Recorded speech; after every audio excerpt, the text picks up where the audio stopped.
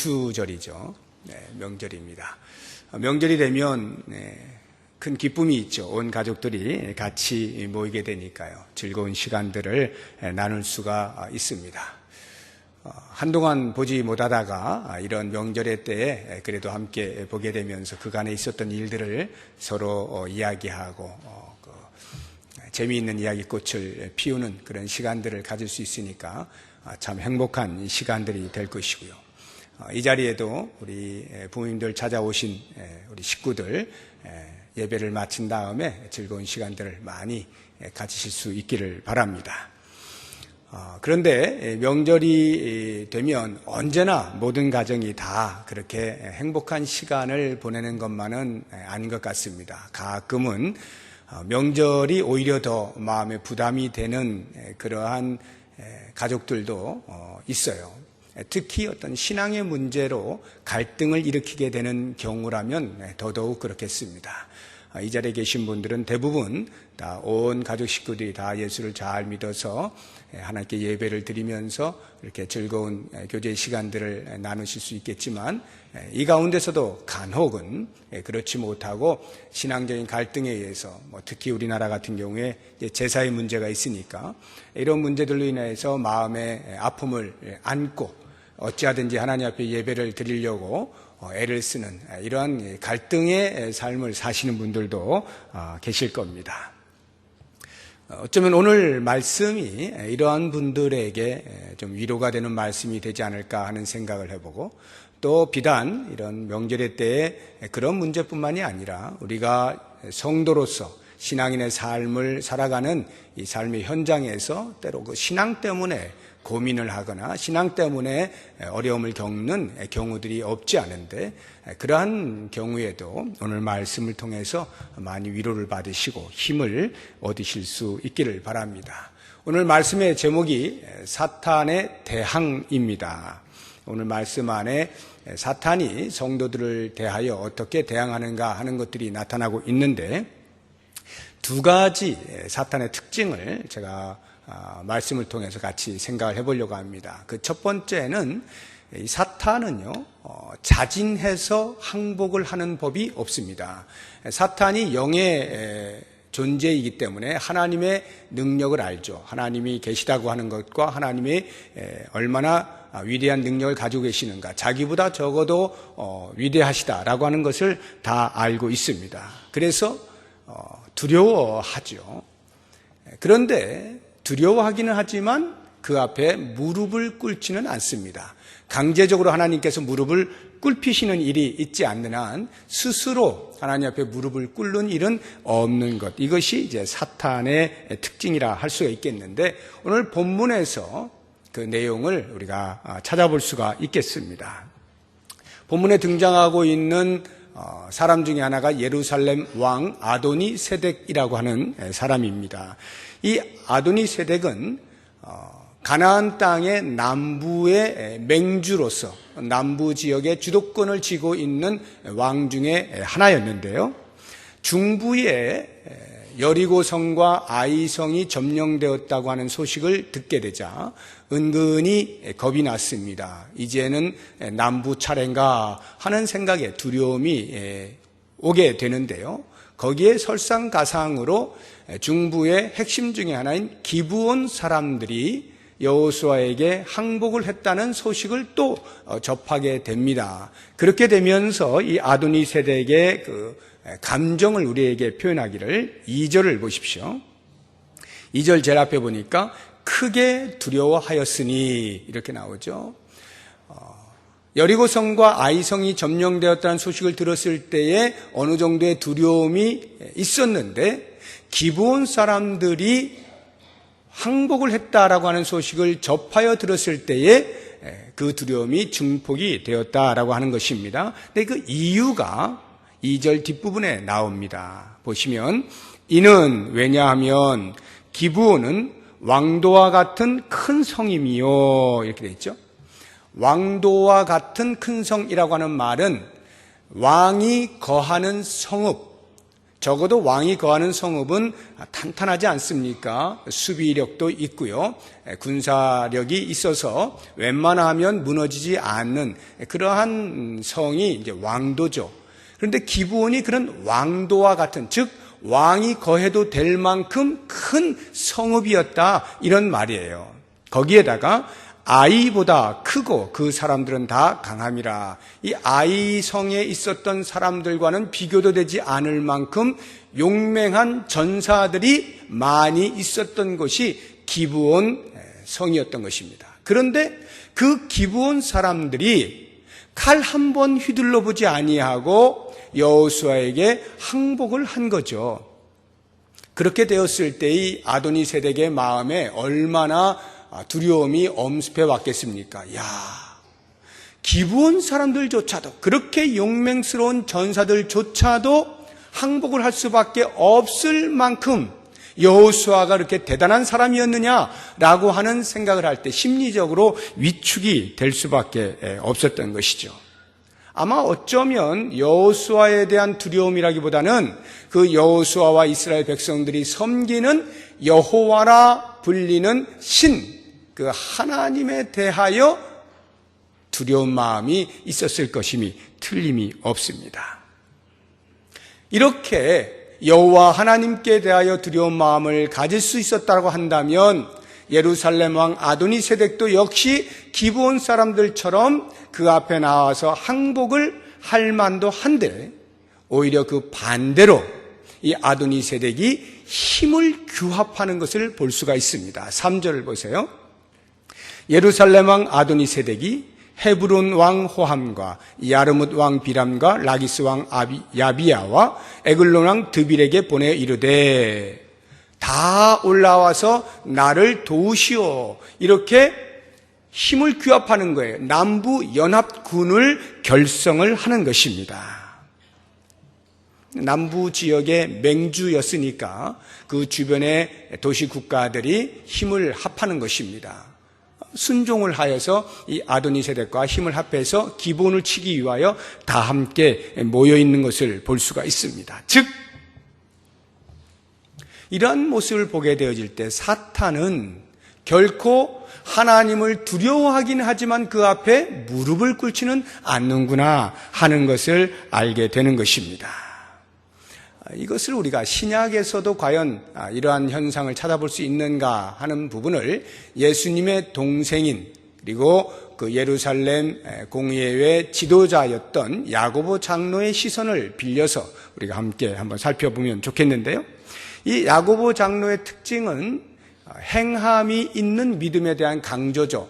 그래서 행함이 없는 믿음에 대해서 헛된 것이라 또는 죽은 것이라 이렇게 단언하지 않습니까? 그런데 행함이 없는 믿음의 헛됨과 죽은 것이라고 말을 할 때에 빗대어서 말을 한 것이 있어요. 그것을 우리가 한번 살펴보겠는데, 야고보서 2장 19절 말씀을 자막을 통해 한번 보겠습니다.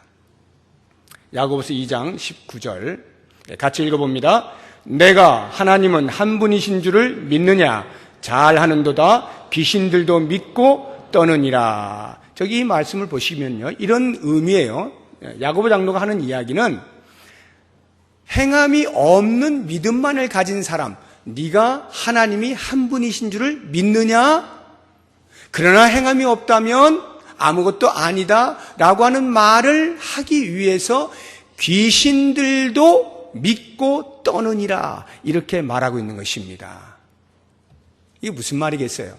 귀신들도 하나님이 한 분인 줄 알고 하나님이 능력이 있는 분이신 줄 알고 벌벌벌벌 떤다. 그러나 그 하나님 앞에 자신의 의지를 내려놓고 항복하지는 않는다.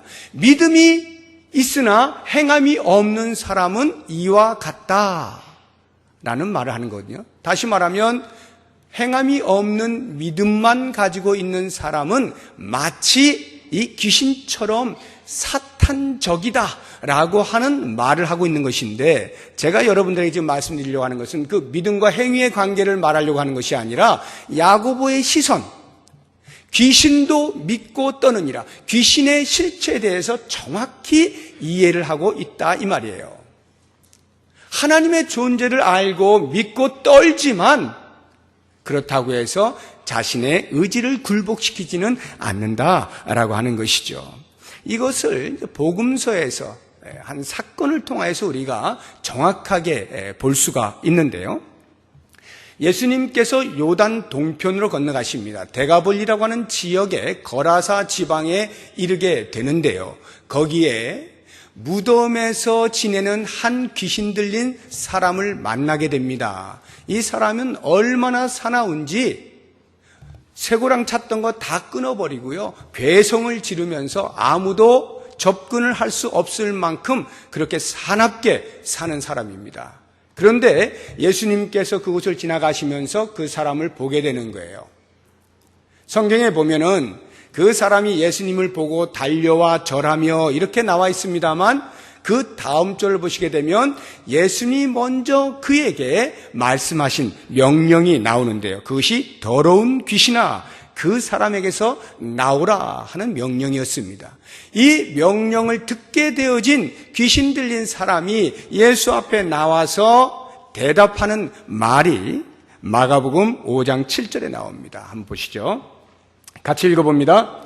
큰 소리로 부르짖어 이르되 지극히 높으신 하나님의 아들 예수여 나와 당신이 무슨 상관이 있나이까 원하건대 하나님 앞에 맹세하고 나를 괴롭히지 마옵소서. 이 말씀을 보면 지극히 높으신 하나님의 아들 예수를 처음 만나는데도 불구하고 정확히 알고 있지 않습니까? 이게 귀신의 능력이에요. 귀신은 영의 존재이기 때문에 예수님이 어떠한 분인가를 잘 알고 있었던 것입니다. 그래서 그 능력의 예수님이 자기에게 명령을 하실 때 그 앞에 무릎을 꿇는 것이 아니라 당신이 나와 무슨 상관이 있습니까? 제발 나 좀 괴롭히지 말고 그냥 놔두세요 라고 말을 하고 있는 것입니다. 전인적 항복을 하지 않는 거예요. 이 머리로는 예수님이 어떤 분인지를 알고 가슴으로도 벌벌벌 떨고 두려워하는 마음이 있지만 그러나 의지를 굴복시키지는 않는 거죠. 예수님의 제자 가운데 이런 사람이 있었잖아요. 가룟 유다가 그 사람이죠. 예수님이 어떠한 분인가를 3년 반 동안 같이 동고동락하면서 얼마나 많이 보아왔습니까? 능력의 주님인 것을 알았죠. 뿐만 아니라 감정적으로도 많은 교감을 했던 가룟 유다입니다. 그런데 그 가룟 유다가 의지적 복종을 하지 않지 않습니까? 돈꾀를 맡은 자로서 그 돈꾀에 손을 슬쩍 집어넣어서 훔쳐가잖아요.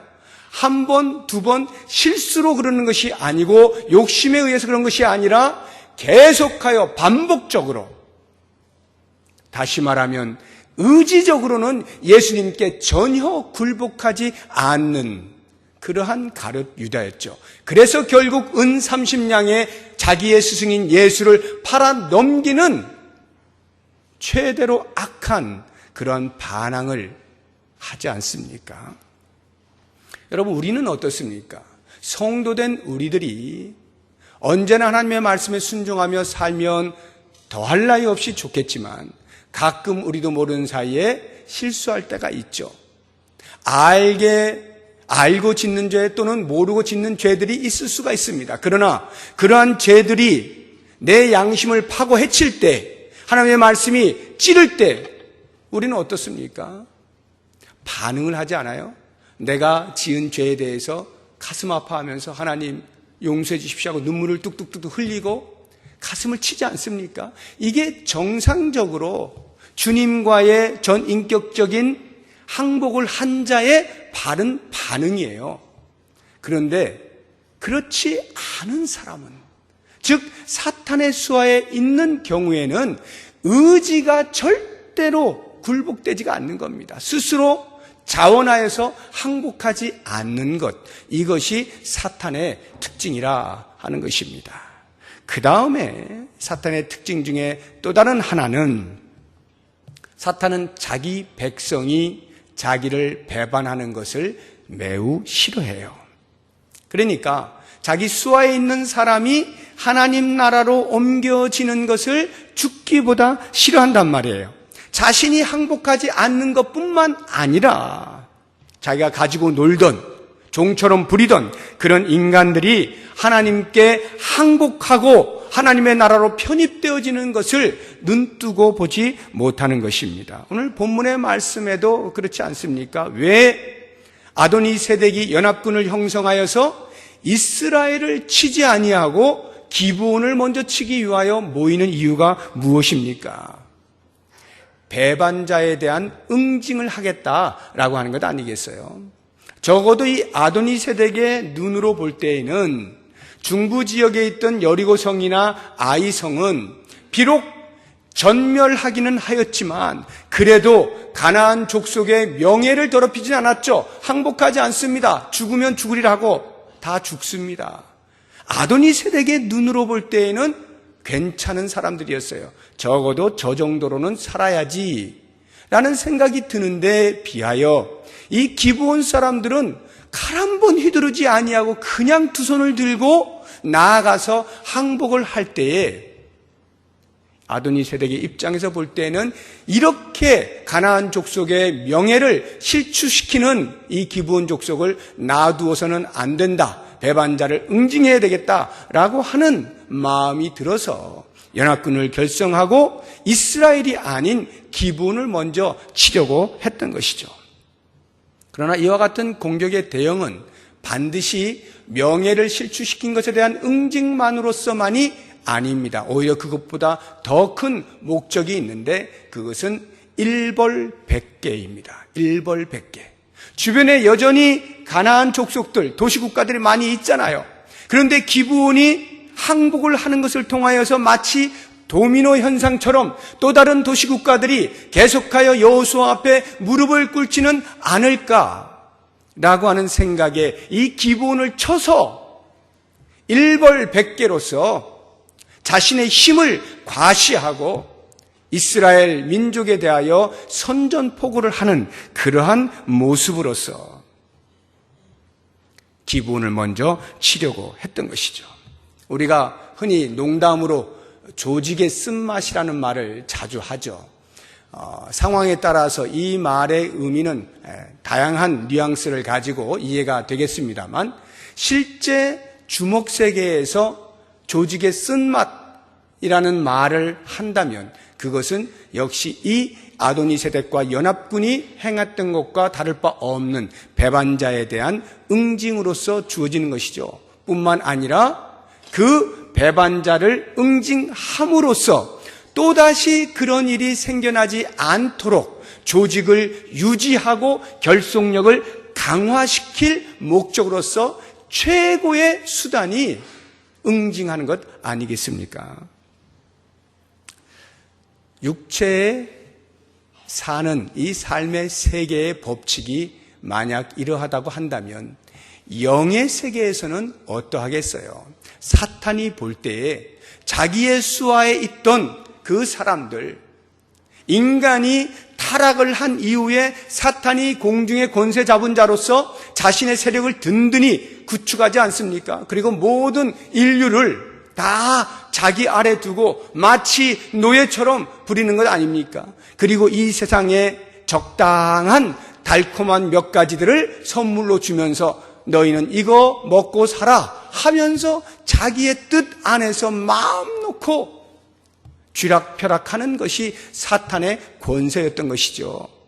이러한 사탄의 권세가 예수의 출현과 함께 갑자기 몰락을 하는 거잖아요.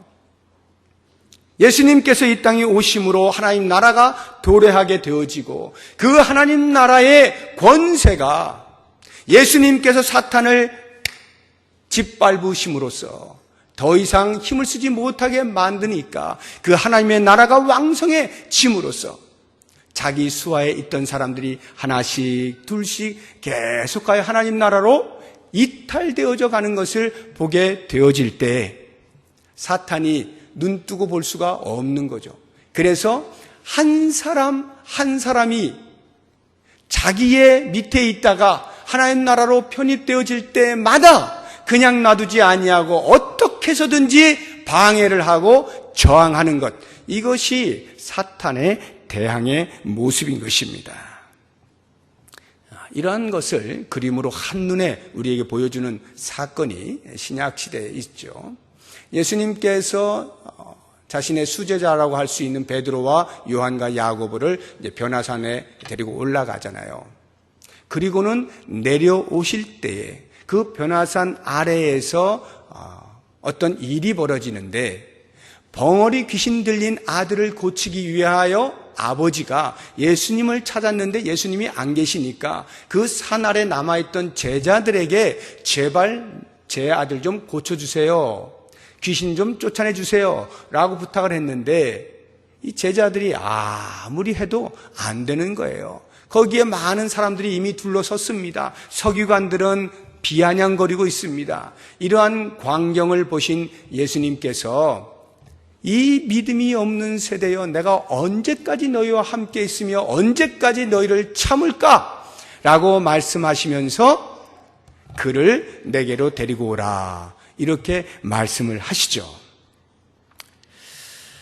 자, 이러한 그 부르심에 대하여 이제 그 벙어리 귀신 들린 그 아들을 이제 데리고 옵니다. 그런데요, 어떠한 현상이 일어나는지 우리 마가복음 9장을 통해서 한번 보겠는데요. 20절 한번 보여주시기 바랍니다. 같이 읽어봅니다. 이에 데리고 오니 귀신이 예수를 보고 곧 그 아이로 심히 경련을 일으키게 하는지라 그가 땅에 엎드러져 구르며 거품을 흘리더라.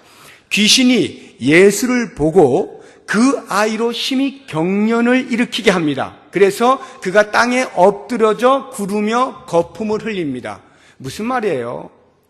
예수님이 부르는 걸 지금 귀신이 눈치를 챈 거죠? 그러니까 어떻게 해요? 자기보다 권세가 있는 분이 이제 자기는 쫓겨나게 생겼으니까 그냥 순순히 물러나지 않는 것이죠. 선제 공격을 해보겠다는 거예요. 내가 가지고 있는 힘 최대한으로 한번 써보겠다는 거죠. 그래서 그 아이에게 경련을 일으키게 하는 것입니다.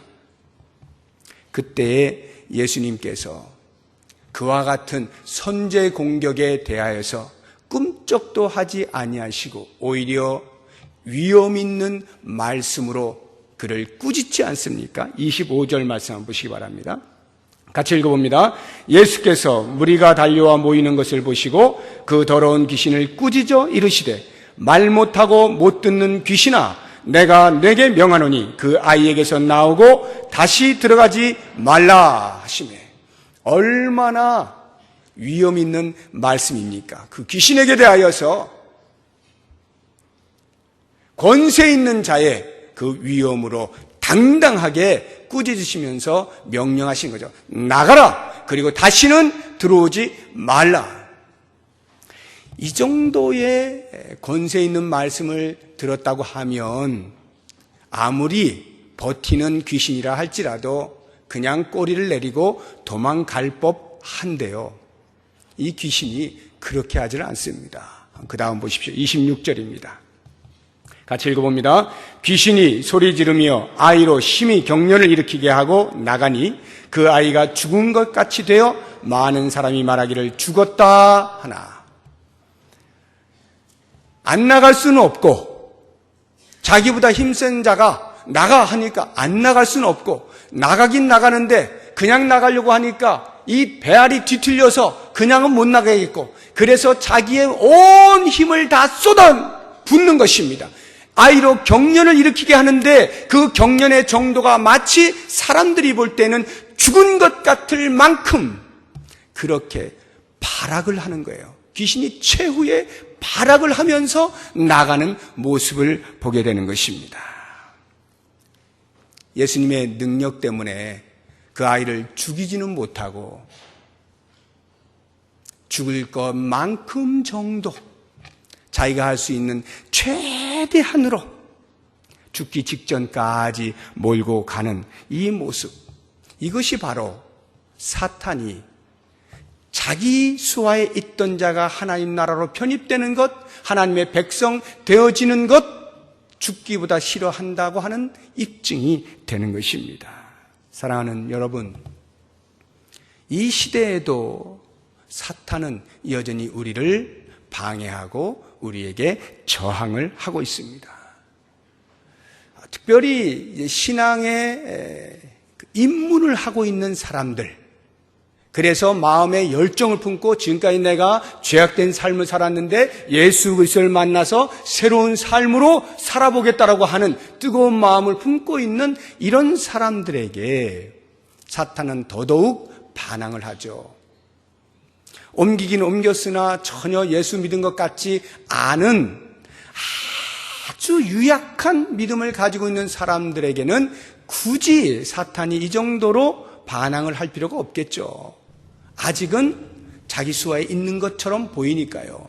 그런데 어느 정도 자기에게서 떠나서 예수에게 복종하며 사는 것처럼 보이는 그런 사람들은요, 가만 놔두질 않는 거예요. 이렇게 아이에게 경련을 일으키게 만드는 것과 같은 그러한 요동을 치게 만드는 거죠. 왜냐하면 초장에 내가 기선을 잡겠다라고 하는 거죠. 그래서 사람들에게도 보여주겠다는 거예요.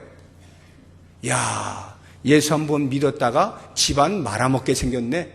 이런 말 하게 만들어내는 것입니다. 예수 믿는 게 저렇게 힘들어서야 어디 누가 믿을 수 있겠어? 그냥 적당히 믿으면 될 텐데 뭐 저렇게 요란스럽게 믿는다고 해가지고 그렇게 고생을 하나 그래. 혀를 쯧쯧 차게 만드는 이러한 현상들을 만들어내는 것이 사탄의 목적이라 이 말이에요. 우리가 이런 것을 보게 될 때 늘 하는 말이 팔자 이야기입니다. 팔자. 아유, 저 사람은 예수 믿을 팔자가 아닌데 괜히 예수 믿는다고 해가지고 저 고생을 하네. 이렇게 팔자 이야기를 하거든요. 과연 그렇습니까? 예수 믿으면 안 되는 팔자가 예수 믿어서 그렇게 된 것이 아니라 사탄이 자기에게서 떠나가는 그 사람에 대하여 놓기 싫어가지고 배 아파가지고 어떻게든지 용트림을 하는 모습이라는 것을 우리가 알 필요가 있는 것입니다. 예수 믿는 게 왜 이렇게 힘들어? 그것이 아니라 내가 지금 예수 제대로 믿고 있구나 하는 것에 대한 증거라 이 말이에요. 예수를 제대로 믿을 때 사탄은 배아파하면서 이런 현상을 우리에게 보여주는 거예요. 이 사탄의 대항이라고 하는 것은 예수 믿어 좋을 게 하나도 없다라는 생각을 하게 만드는 것이에요. 그러나 여러분, 정말 그렇습니까? 그것은 사탄이 우리를 어떻게 자기 편으로 다시 끌어들이려고 하는 몸부림이라고 하는 것을 기억하세요. 이 몸부림은 결코 우리를 그리스도에게서 빼앗아 갈 수가 없는 것입니다. 그저 그냥 자기가 할 수 있는 최고의 힘을 써보는 것 뿐이에요. 그렇기 때문에 우리들은 그러한 상황에서 잘 버티면, 견디어내면 그리스도로 말미암아 우리에게 주는 진정한 자유를 맛볼 수가 있게 되어지고 우리에게 열려진 새로운 세계에서의 주인공으로 살아갈 수가 있는 것입니다. 혹시라도 예수 믿는 것 때문에 눈물을 흘리시는 분들 계십니까? 그 눈물을 조금만 더 참으십시오. 그리고 믿음의 자리를 굳게 지키고 뿌리를 내리고 있으시면 더 이상 사탄이 우리를 건드리지 못하는 자리에까지 이르게 되면서 주 예수 그리스도로 말미암아 주시는 놀라운 평강과 기쁨과 감사와 감격의 삶을 살아가게 되는 거죠. 우리 모든 성도님들, 모쪼록 이 명절에 혹시라도 어려움을 당하시는 분들 꿋꿋이 견뎌내시고 인생의 삶에서, 삶의 현장에서 예수 믿는 것 때문에 고통 가운데 있는 분들 잘 견뎌내셔서 주님께서 우리 앞에 펼쳐놓으신 하늘의 놀라운 신령한 복들로 가득하시고 그 은혜를 노래하면서 살아갈 수 있는 우리 모든 성도님들 되시기를 주의 이름으로 축복합니다. 기도하겠습니다. 하나님 아버지, 감사합니다. 우리를 예수 믿는 자로 삼으시고 하나님의 구원받은 백성으로 삼아주시니 감사합니다. 때때로 사탄이 배 아파서 우리를 흔들려고 할 때마다 주여, 우리가 흔들리지 않기를 원합니다. 요동하지 않기를 원합니다. 견고한 믿음의 뿌리를 내릴 수 있게 하여 주시기를 원합니다. 믿음의 반석 위에 서게 하여 주시옵소서. 그리하여 주님께서 마침내 우리에게 주시려고 하는 그리스도 안에서의 진정한 자유를 맛보게 하여 주옵시고 새로운 세계의 주인공으로 멋지게 살아갈 수 있는 우리 모두가 되게 하여 주시옵소서. 예수님의 이름으로 기도드립니다. 아멘. 우리 다 같이 자리에서 일어나셔서 좌우 앞뒤 보시면서 큰 소리로 인사 나누시기 바랍니다.